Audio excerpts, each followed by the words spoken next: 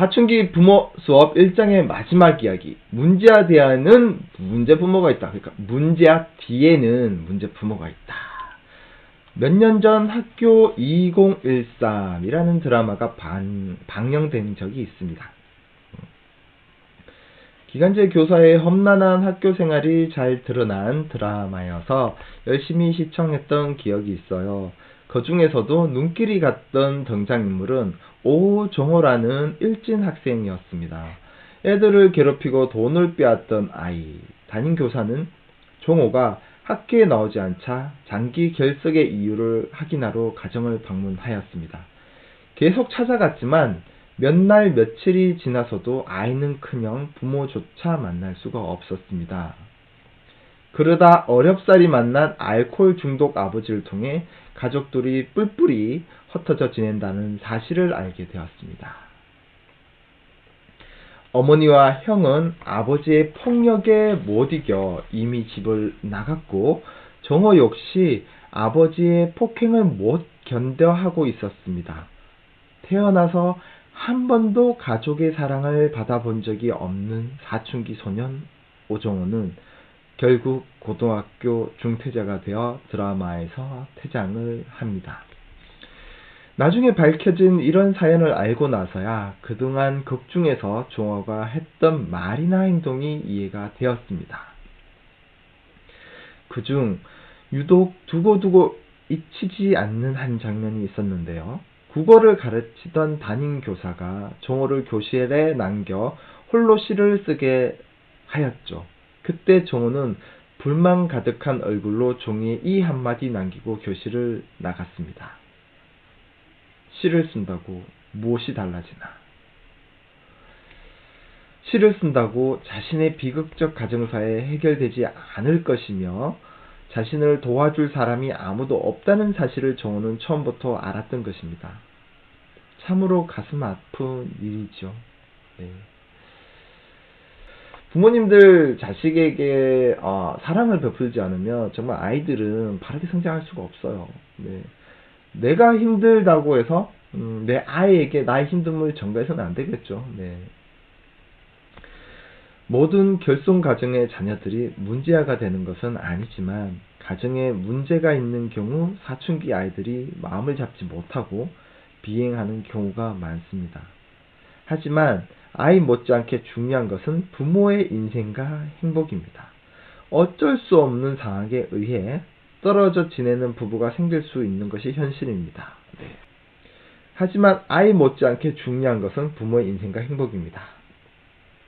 어쩔 수 없는 상황에 의해 떨어져 지내는 부부가 생길 수 있는 것은 현실입니다.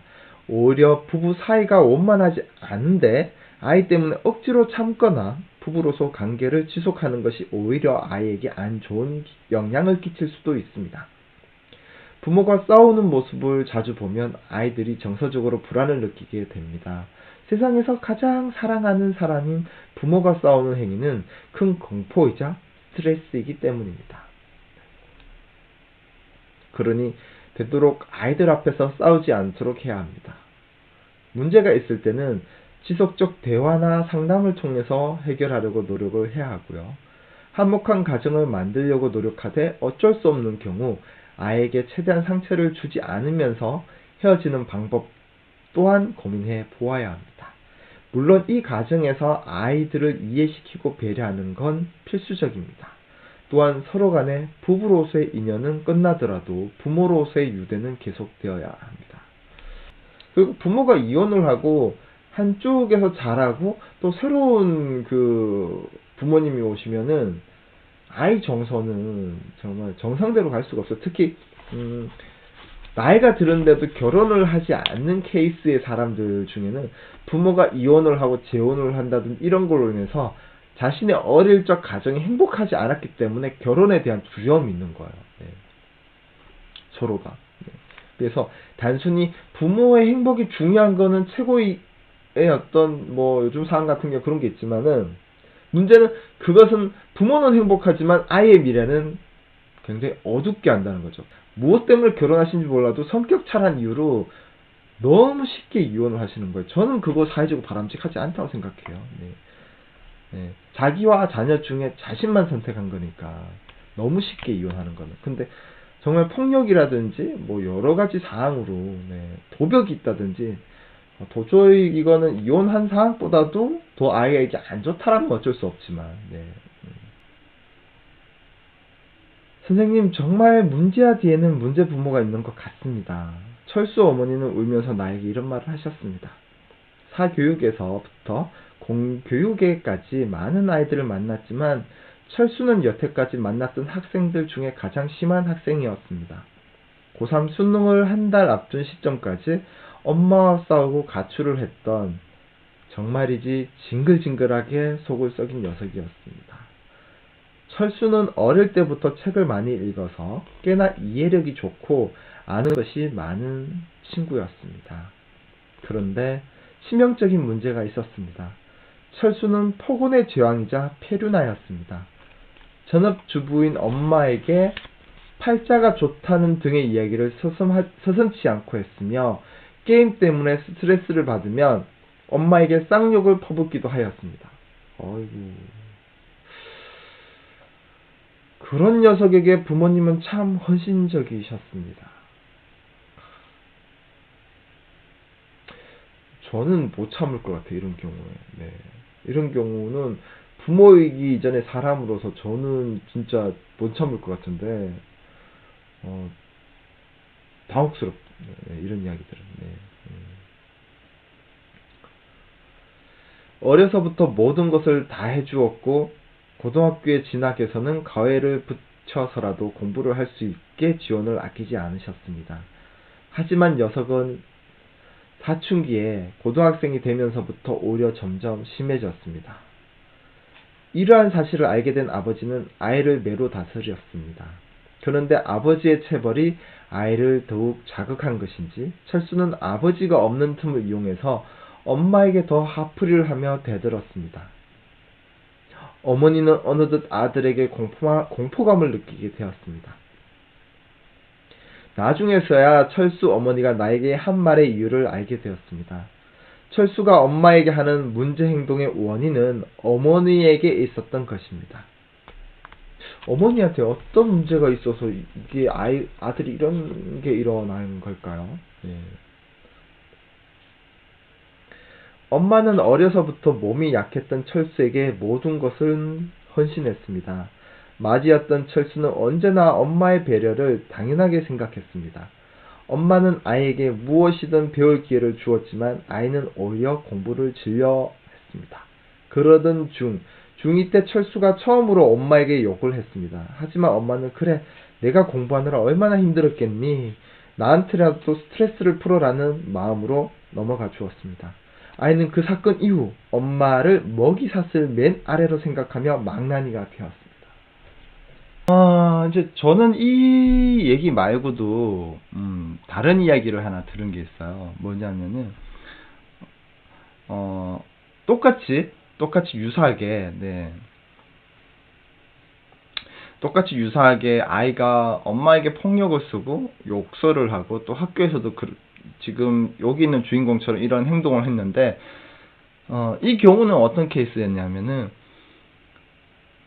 아버님이 평소에 병약한 어머님께 언어 폭력과 실제로 물리적 폭력을 어릴 때부터 아이가 보는 앞에서 계속 가했던 거예요.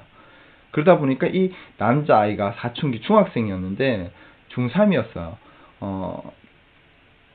그걸 보면서 자라면서 굳이 말하면 집에서의 먹이 사슬이 있다라면 아빠 다음으로 본인이고 아빠는 무서우니까 엄마가 제일 밑에라고 생각한 거죠.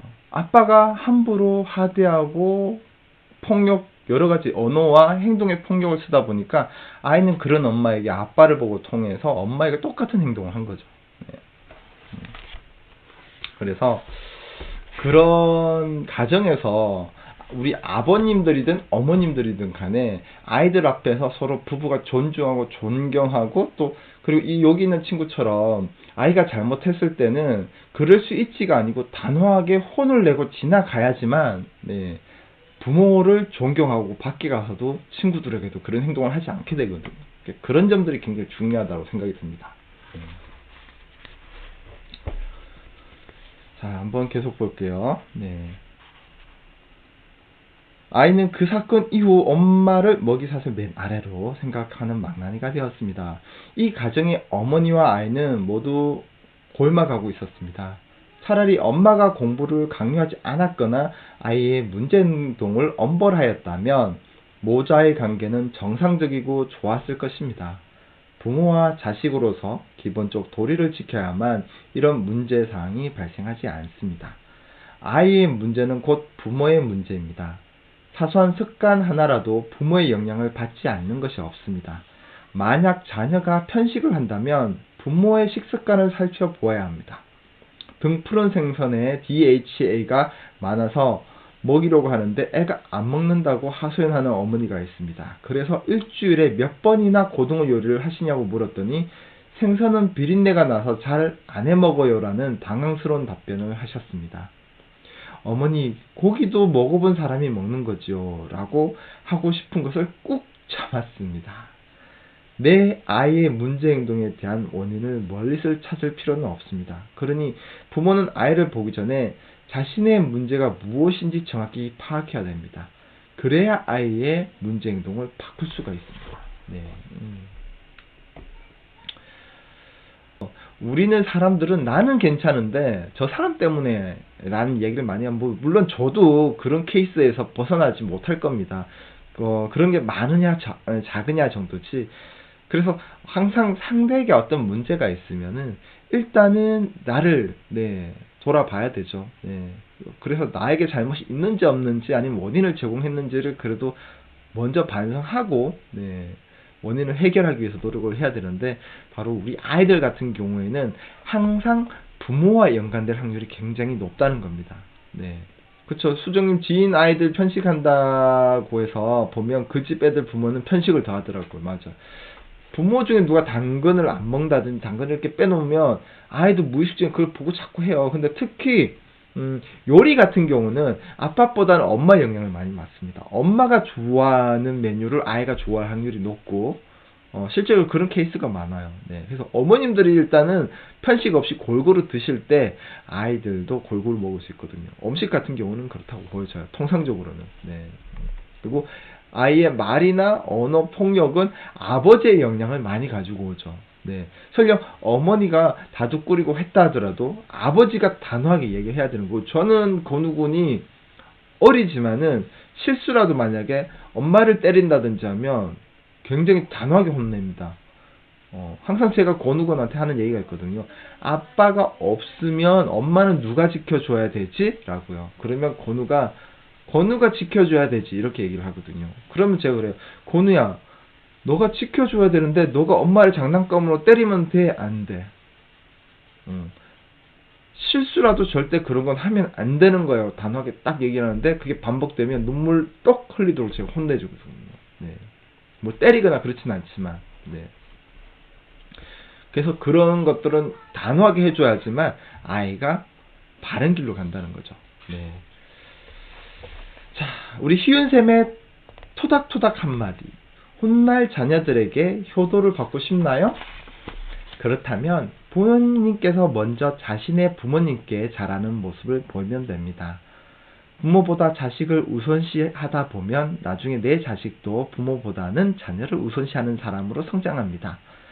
좋은 아이를 키우려고 노력하지 마시고 부모님이 먼저 좋은 사람이 되려고 노력하세요. 아이들은 부모의 축소판이요 미래입니다.